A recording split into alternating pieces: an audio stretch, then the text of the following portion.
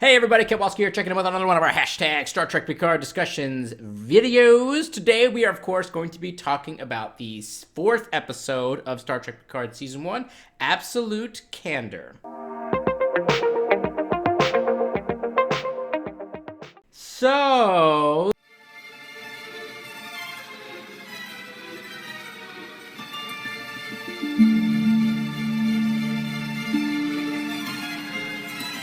it was Wilbur.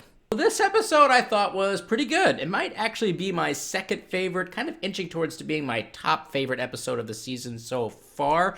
The whole situation with Picard going to Vashti with the La Sirena in orbit and fighting that, old style TOS Romulan Warbird, and it all felt very classic Trek to me. It felt like an away mission, and there were things that Picard was doing on the planet, and then there was a threat in space and all that stuff. I really, really liked it for that factor, but also the factor is the crew itself of the La Sirena. We've got, Raffi and Rios and Agnes and Picard right now, along with all of his various EHs that we keep seeing, his emergency holograms. They're really starting to blend together. I thought a lot of that stuff was really good, but we'll get into my, kind of favorite pieces there. But overall, I really, really liked this episode. I thought it was a really fun, exciting, little tiny adventure episode. It felt almost, self-contained in a lot of regards. Obviously we had that stinger piece at the end with the character reveal, but it did feel very much like, okay, we have this long-form story of this 10-hour season, but in that, we're going to have a couple of singular stories. Like, this episode felt very much like, okay, so we're going to go to Vashti to get Elnor,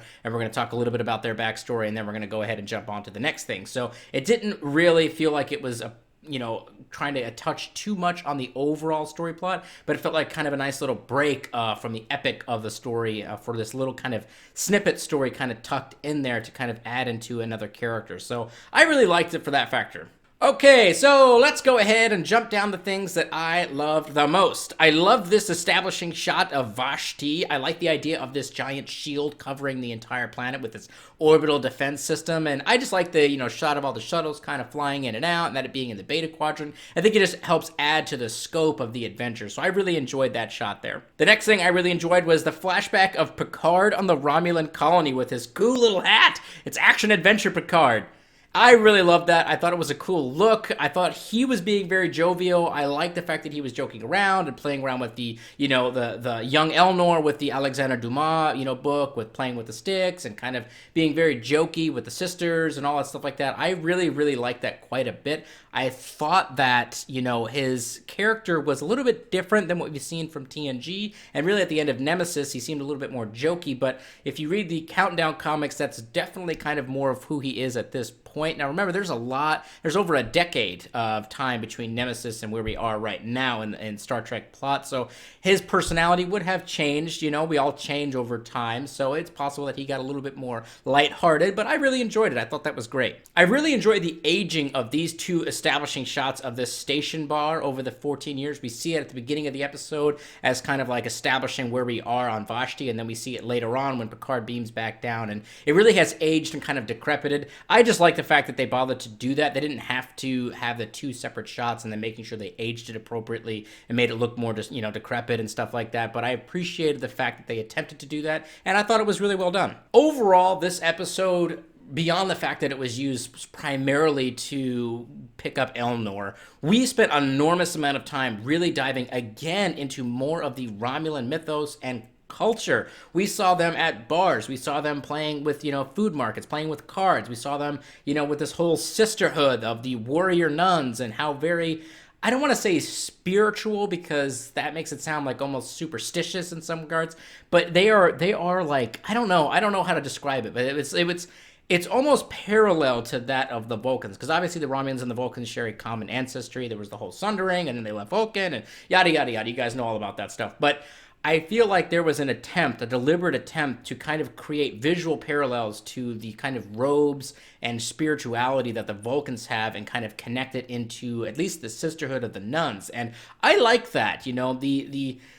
the Romulans have always seemed very, very Spartan, almost not quite as much as Klingon in some regards, but very much like the giant shoulder pads, and very much like if it doesn't have a military or secretive purpose, we're not going to have it. And they didn't really have too much time for spiritual kind of essences or really care about craft in some regards. But seeing them here on this planet, it definitely shows that there is more to their culture than we could have ever possibly imagined, to include people who have very strong spiritual and personal beliefs. And I really like that. They're really trying to expand on the Romulans beyond just being, these are the bad guys of the week, or they're just the secretive bad guys, as opposed to the Klingons, who are the dumb, brooding bad guys, or the Borg, who are the assimilating, dangerous bad guys. They're trying to really, really expand their culture out, which I personally just love, love, love, love, love. I cannot wait to see more and more about their culture. I love the idea of the warrior sister nuns. I know a lot of people are making a lot of references to Rivendell and elves and all that stuff like that. I definitely got that vibe too. It's not a bad thing in my personal opinion. They're obviously using that to kind of inspire their designs and their thoughts.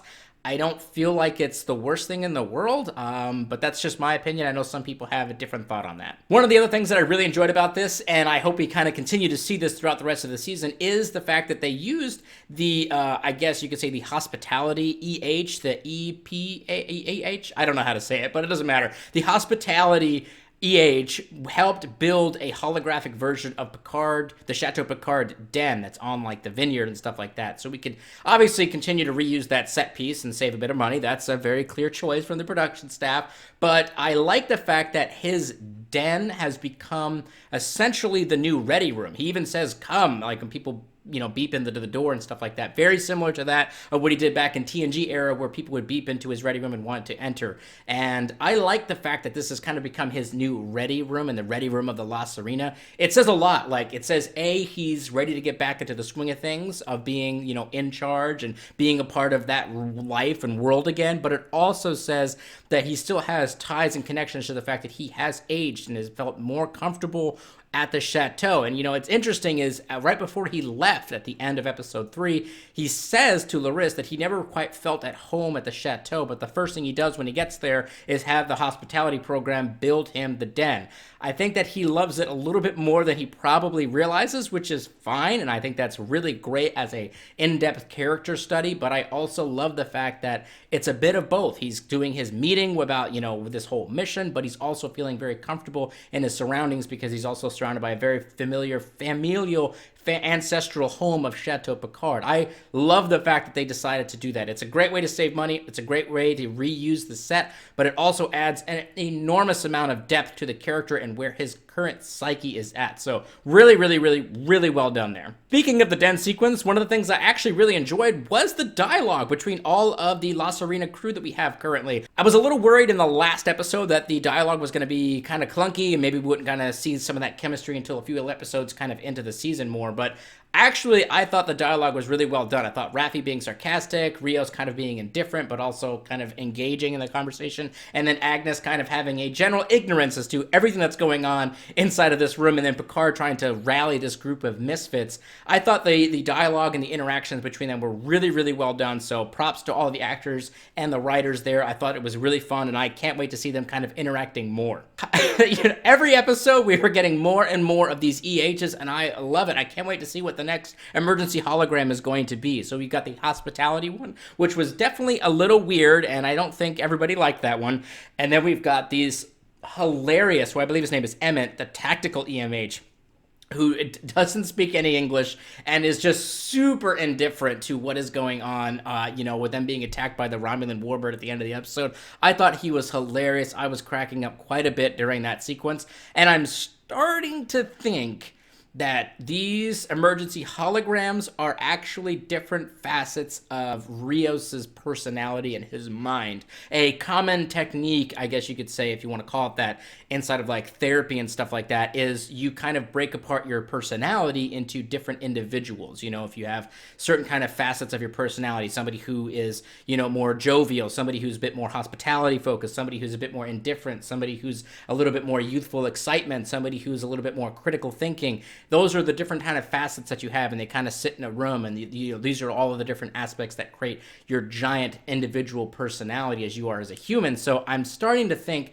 that these EHs are different facets of who Rios is, all of them kind of separated out into doing different things, and that all together they make up who Rios is as an individual. So I think we're actually getting to learn a little bit more about Rios every time one of these holograms come out, like especially the hospitality one. He flat out says that he effing hates the hospitality one, but I wonder why he would keep it but why does he hate it so much, and why do they all look like him? I think that, again, kind of explains that they're kind of, I think, connected to him in some regards. I don't think that they're just like, there looking like him for no reason. I think that we're learning a little bit about Rios based off of these holograms. The bar sequence with Soji and Narek, I really enjoyed. The dialogue was pretty playful, which I kind of liked, but honestly, I just liked the aesthetic of that set. It was definitely a clear effort to try to create this romantic bar-like sequence, set piece inside of one of the most dangerous pieces of technology in the universe, which is a Borg cube. And they added these little twinkle lights, and they have like a blue lighting kind of thing going on. There's other people kind of sitting at the different bar tables and stuff like that, having Romulan ale. I think it's very clear that Romulans love a good bar, because we saw those in every set piece in this episode almost. They love a good drink, the Romulans do. And I thought it was a good effort on the production staff's part to try to create a romantic setting, which was very hard to do considering the very, very, ones and zeros, binary, flat, simplistic designs of, the way that the walls look and the way that the feeling of almost like a hospital of a Borg cube. It's very just like, because the Borg don't really care about all that stuff. So somebody spent time to, not only in the show, like in canon, put up these twinkle lights and make it seem a bit more romantic, but also the production staff thought that was a good idea. So I like what they were doing there. I think it was a great effort to try to create an air of a romantic kind of location. Another thing that I really enjoyed was Picard standing up for the discrimination that was occurring at the bar. It had the Romulans only sign, which was written in English, which I really appreciated because it made more sense to have it in English, because obviously they want the English-speaking people to know that that's there, the Terrans, as they keep referring to them as. I like the fact that he stood up for it. I liked the sequence where he was kind of going back and forth with the former Romulan senator, and I feel like they were doing their best to try to make it so that the senator and these Romulan Rebirth people, which we'll get to later, were kind of like the bad guys in some regards, but they didn't play it up so that he was like a mustache twirling, kind of comical, over-the-top bad guy that you didn't like. Like the guy who was in the Tavaro Warbird up in space was probably a mustache twirling villain, but the guy on the planet, I think, what has some really great points, and his, he was very valid in his criticisms of Picard and Starfleet, something that Picard openly admitted to. So they did an effort to try to not make him super mustache twirling, but obviously he was the bad guy there. But I really enjoyed that kind of character moment for Picard and his interaction with that former Romulan senator. And in connection to that, the other thing that I really enjoyed was the fight sequence with Elnor, if you could even call it that, because I think it lasted about half a second, and he killed all three of those guys lickety-split, which is cool. It was a fun little way to show off just how deadly Elnor and the Sisterhood is without going a little bit over the top. It was short, simple, and subtle, and I thought it was very effective. Of course, one of the biggest things that I really enjoyed about this episode was this awesome Starship Battle between the La Sirena 7 of 9 ship and the Tavaro Warbird from TOS. Obviously, it has been upgraded quite a bit, but I like the idea that there's these warlords piloting and flying around in these old school TOS ships and these old, things like that, and they're just zipping around, running these colonies because there's no law and order out there, and, they run into the La Sirena and then they have to work together to try to defeat it. I thought that was really fun. It reminds me of a couple of missions that we actually have inside of Star Trek Online, where there's warlords and you have to kind of band together to defeat them because they're running the Romulan colonies and other colonies and stuff like that with an iron fist, and you kind of have to defeat them. I really liked that idea. Those were fun missions in the STO, and I really liked, I don't know if they did that intentionally, but the translation of those kinds of concepts onto the screen here for Star Trek Picard I thought was really well done, and I loved the fight sequence. I thought it was fun, short, sweet, and simple. The Emmett joking, the holographic maneuvering of Rios and all that stuff like that. I thought it was really great, really, really well done. And of course, This episode review could not be complete without me telling you how much I love the idea of Seven returning. She's finally there. It's been 4 episodes, so we'll finally get her episode now. It feels like this is a bit of a standard approach for this show, which is, okay, we're going to do like a little bit of character stuff, we're going to do a little bit more mystery, and at the end we're going to throw in a quick character reveal, and then we'll pick up with that character in the next one, and then we'll keep doing that, I think, until we get probably halfway through the season. I feel like we're meeting most people. I think the Rikers and the Troys are like the last 2 people left that we actually saw in the previews that we haven't physically met in the show yet. So after that, everybody else, I think, might potentially be a bit of a surprise if they continue to do these character reveals for each episode. But so obviously they had Seven back, which I was very excited about. I really enjoyed seeing her. I cannot wait for her episode, and hopefully she's in several episodes next week. Okay, so now we got to get into the things that I don't like, at least as of right now. So the first one is, and I'm sorry to say this, it's honestly, and I've talked about this before, the Narek and Soji relationship just isn't working. I think this plot line is falling rather flat, in my opinion. It only is going to go one of 2 ways, which is A, he's going to turn on his very creepy incestuous sister. They have a very weird relationship. He's either going to turn on her to save Soji, or he's not going to turn on his sister and he's going to turn on Soji. And most likely what it'll be is he won't turn on his sister initially, but then later on he'll feel guilty, and so then he'll turn on his sister later and come in at the end to try to save Soji or try to assist her in some way. That seems to be where this story is going. Obviously, they're trying to play up the factor that he's the one being played by her, and he's falling in love with her, and he's forgetting that she's the Seb Sheneb, the Destroyer, and all that stuff like that. This storyline for me is kind of disappointing, because everything else in this show has been very mysterious, very well written, very much like unexpected in a lot of ways, where this part just seems so predictable, I guess, and I guess I'm just kind of disappointed with it, and that's why it's not really working for me, because it's just like, okay, this is kind of obvious. This doesn't really seem to have any additional twist or depth to it, at least as of right now.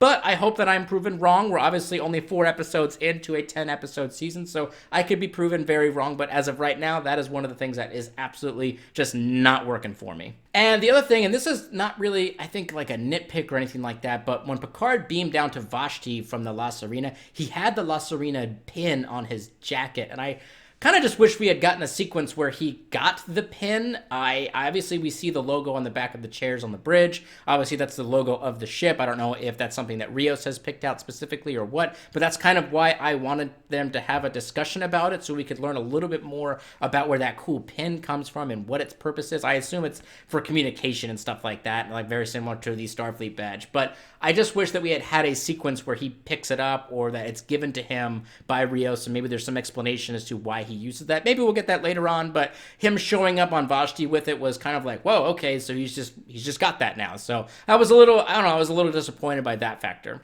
Okay, so now that we're done with my likes and dislikes, now we got to talk a little bit about the plot moving forward in this particular episode. So we're just going to run through these things really quickly, and then I'll go ahead and give you some of my theories as we're going on. So the very first thing here is we learn that Picard was on Vashti when the synths attacked Mars.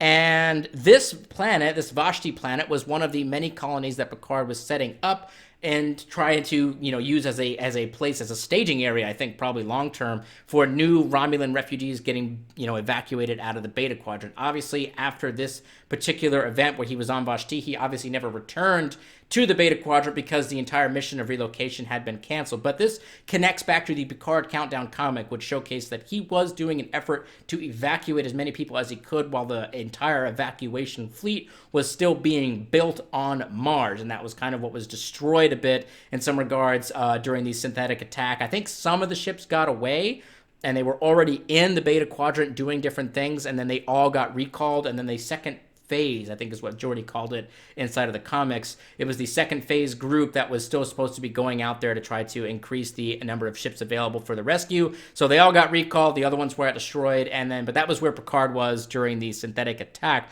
which I thought was cool. It keeps adding a little bit more depth to the synthetic attack. Like every episode, we're kind of getting more and more details about it. And hopefully by the end, we'll know a little bit like exactly what it is that happened. We also find out that Picard was spending a lot of time building up relationships with the Romulan people. Obviously, obviously the sisters are one of them, but I don't think it was just the sisters that he was kind of conversing with and working with. I think he was probably spending an enormous amount of time with a lot of different Romulan groups and different factions and sects to try to ensure that this transition period worked really, really well, which I like that. I like it how it's adding a little bit more depth to the evacuation plan, because I feel like a lot of people just think like, well, it's just an evacuation. Why don't they just beam them on board and fly the hell out of there? Well, evacuations take an enormous amount of time, energy, effort, resources, and manpower. Obviously, if you remove money as a factor, if you want to do that, that's fine. But the level of effort put into this kind of an evacuation is enormous, and I don't think that we as humans on this planet are capable of even fathoming the effort that went into moving these people from all over the quadrant to entirely different, either open, barren worlds that didn't have anybody on there, or planets that would allow some Romulan refugees to be relocated there. Like, the effort is enormous. We really cannot even conceptualize the concept of how much work went into that. We also learn that because there is no real centralized government with the same level of power in the Romulan area of the Beta Quadrant as they had kind of before, these warlords and criminals are taking over vast sections of the Romulan refugee colonies, which I think is kind of interesting. Obviously, the Federation completely pulled out of this rescue op and any kind of assistance to the Romulans, and then obviously we know from Star Trek 2009 that Romulus and Remus were destroyed with, I assume, the Romulan Imperial government, and we do know from the other episodes that there is this Romulan Free State. Now, we don't know if that's the only form of government that's kind of in the Beta Quadrant right now for Romulans, but obviously that is, I would assume, probably one of the top ones. But the idea that there's these different factions and warlords kind of also ruling over these colonies and kind of exploiting the fact that there isn't as much power in the Romulan grasp anymore as there was previously, I like that because it adds an extra layer of realism to what would be going on inside of the quadrant. Obviously, they wouldn't have the same level of resources and ships and manpower to kind of keep crime down, so crime is going to go up. So I like that. I thought that was pretty cool. We also learned that the Fenris Rangers, the group that 7 of 9 is a part of, are supposed to be keeping the peace on these colony worlds, but they are spread rather thin, which is a plot point I think is probably going to come up very much in the next episode.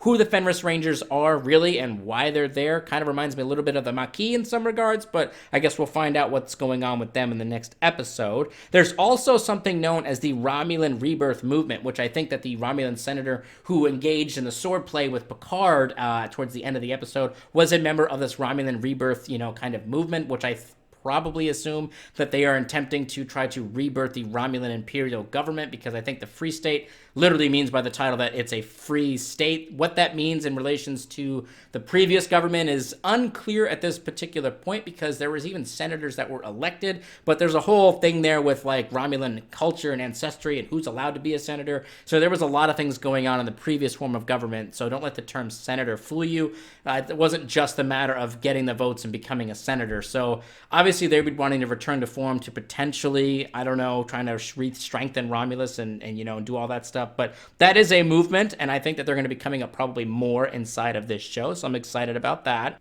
I also found this particular shot rather interesting between Soji and a hologram of Ramda speaking, almost like Soji is the one saying the words, or perhaps that Ramda is talking specifically about Soji, which is, the Sebchenab, the Destroyer and stuff like that, talking about the day of annihilation, Armageddon for the Romulan people. And I thought that was kind of interesting, that kind of interesting shot where it seemed like she was talking. I don't think that they're trying to imply that there's any relations between Ramda or Soji, or that Soji is a Romulan. I think that the implication there was that she was speaking specifically about the Asha twins, the sisters. I don't think that that's, I don't think that they were trying to imply that Ramda or Soji was the same person, but I don't think the fact that they lined that shot up was just a mere coincidence. I think it was intentional, but why, we don't know yet, but I guess we'll find out at some point. Narek also plants the seed of doubt into Soji's mind by letting her know she wasn't actually on a Starship manifest when she said that she was a few years back. That's kind of the only thing that I find interesting a little bit about this whole, Narek and Soji thing, is how he's going about trying to reveal who she is to herself without getting her to activate, so she doesn't, start killing everybody on the Borg cube, similar to that of way Daj activated on Earth. He's trying to avoid that. I don't know if he's going to be successful in that mission. She's obviously not taking too, kindly to the words that he's saying about how she may be a liar or that her past may be a lie, but he's clearly trying to impress some doubts that she's already having. He's trying to play up those doubts that she's having about what was happening with Ramda, and now with the situation with this whole "you weren't on the ship" manifest. So he's trying to play that angle, and that's kind of the only interesting thing, I guess you could say, about the whole Narek Soji subplot right now, because I think mainly because I'm curious as to what's going on with Soji. I want to say, I don't have anything against the actors or the writing or anything like that. It's just that this particular plot point with them being in a relationship just feels kind of played out a little bit, and I'm hoping that there's going to be a bit of a twist that spices it back up so that it kind of helps improve this plot thread. But I don't know, as of right now, it's definitely not working for me, and I wish we would just focus on finding out who Soji was. So I'm excited to find out more about it. Anyways, guys and gals, that wraps up my episode review for today. I know we covered a whole lot of stuff. This episode, again, was pretty damn good. Again, probably my second and inching towards being my top favorite episode. I thought there was a lot of great dialogue, a lot of great character interaction, and some fun action and some funny moments in this episode. But I am curious to hear what you guys and gals think of it. Please store up your comments and theories and ideas down below, and let's go ahead and get the conversation started. Live long and prosper, my Trekkies!